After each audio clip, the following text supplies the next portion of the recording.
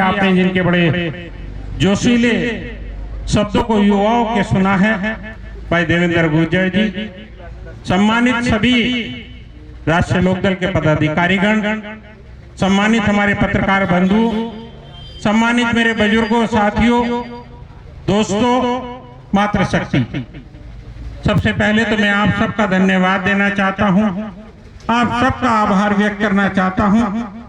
हमारे माननीय युवा सांसद, राष्ट्रीय महासचिव माननीय जयंत चौधरी साहब के जो विचारों को सुनने के लिए आप लोगों ने अपना कीमती समय दिया है, इसके लिए मैं आप सबका धन्यवाद देना चाहता हूं, आप सबका आभार व्यक्त करना चाहता हूं।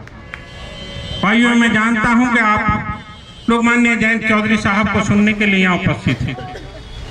मैं जो सब थोड़े से शब्दों में अपनी बात को कहना चाहूंगा।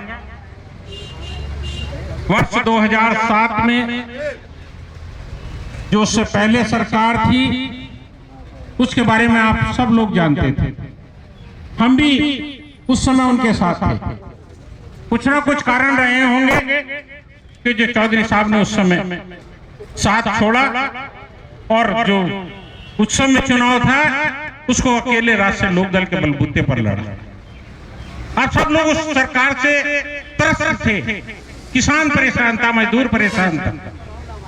आप लोगों ने फैसला लिया बदलाव को, बदल गया। बदलाव के बाद आपने बहन जी की सरकार को बनवा दिया। उस सरकार से आप बहुत ज्यादा त्रस्त हो गए। आप लोग किसान परेशान हो गया। किसानों की हकों की लड़ाई को लड़ने का काम राष्ट्रीय लोकदल ने किया।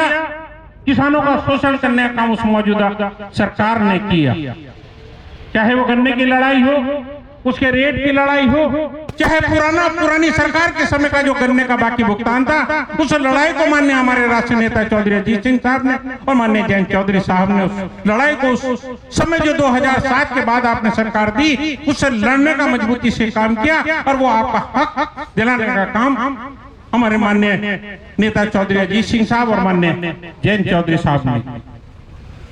लेकिन उसके बाद जो वर्ष 2012 का चुनाव होता है, तो आप उस वर्ष 2007 से पहले की जो सरकार को आपने बदलने का काम किया था, उसको आप 12 के चुनाव में भूल जाते हैं, अपने घर को भूल जाते हैं। आपकी अपनी लड़ाई, किसान और मजदूरों की लड़ाई को कौन लड़ता है और कौन लड़ता रहेगा। हमारे संचालक महोदय जी ने, मैं मुझसे पूर्व वक्ता भाई पीके सिंह साहब ने भी भूमि अधिग्रहण के बात की रखी। जैसे माननीय सांसद जयंत चौधरी साहब लोकसभा में पहुंचे, यदि कोई बिल मजबूती से लाने का काम किया है, तो माननीय जयंत चौधरी साहब ने सांसद में भूमि अधिग्रहण वाला बिल लाने का काम किया है, जिसको आज सरकार को, केंद्र सरकार को मजबूर कर दिया कि उस बिल को पास कराया जाए। जो माननीय जयंत चौधरी साहब किसानों को हक दिलाना चाहते हैं कि भूमि का सही जो मालिक है वो भूमि उसी के, उसका जो सही भुगतान है, जो बाजार का दर है, वो किसान की मर्जी से वो उसको मिलना चाहिए। उस पर आज केंद्र सरकार को माननीय जयंत चौधरी साहब ने मजबूर कर दिया।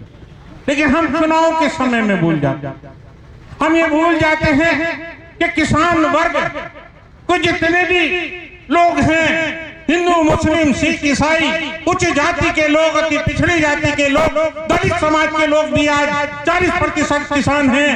उन लोगों को जब हम वोट लेने का काम करते हैं, तो हम ये भूल जाते हैं कि उनको ये एहसास कराएं कि आप लोगों की किसान और मजदूरों की लड़ाई को अगर सच्चे मन से कोई लड़ता है, तो वो कौन लड़ता है, आपके वोट का सही हकदार कौन है, उस बात को हम अपने क्षेत्र में कहने से भूल जाते हैं। जो वोट हमको मिलना चाहिए, जो राष्ट्रीय लोकदल को मिलना चाहिए, उससे हम वंचित रह जाते हैं। हम आपसे अनुरोध करना चाहते हैं कि हमारे नेता माननीय चौधरी अजीत सिंह साहब और माननीय जयंत चौधरी साहब अकेले कितनी भी मेहनत करते रहे, जब तक हम अपने क्षेत्र में, जमीन में अपने साथ के लोगों को अपने साथ मिलाकर नहीं चलेंगे, तब तक जो किसान और मजदूरों का सपना है, जो उनको सत्ता का सुख भोगने का सपना है, वो तब तक पूरा होना बहुत मुश्किल हो जाएगा। हमको अपने क्षेत्र के, अपने गांव के, अपने मोहल्लों के उन तमाम किसान और मजदूरों को अपने नेता की जो सोच है, जो लड़ाई है, उस तक पहुंचाना है और उनको साथ लेना पड़ेगा, तभी हमारा सपना पूरा होगा।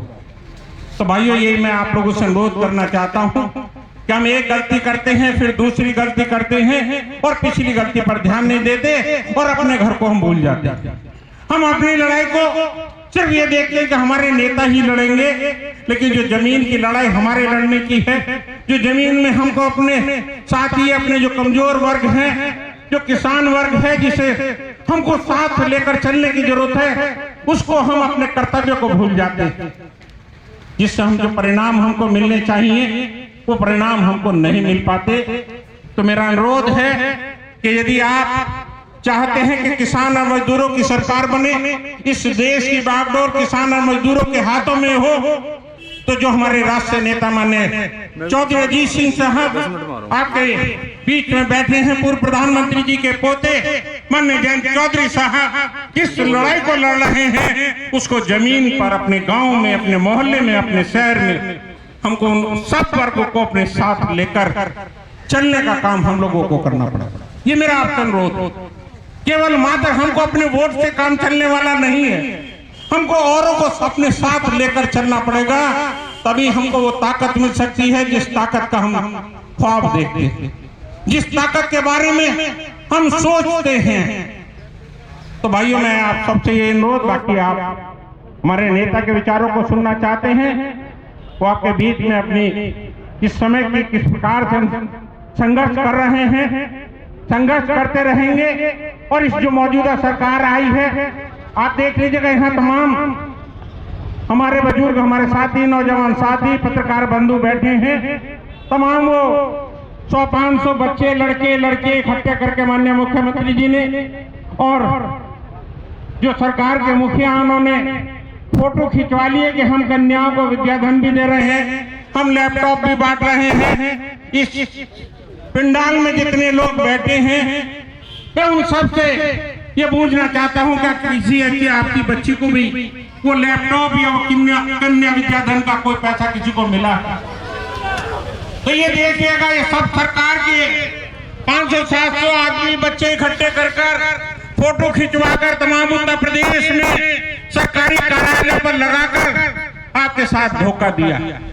विद्युत की आपूर्ति को आप देख लीजिएगा कि किसान को अपनी फसल बचाने के लिए डीजल इंजन का उपयोग करना पड़ता है, और जब वो अपनी फसल को बचाने के लिए डीजल से पानी देगा तो वो लाभकारी कैसे हो जाएगा? किसान को तबाह और बर्बाद करने का काम ये सरकार कर रही है।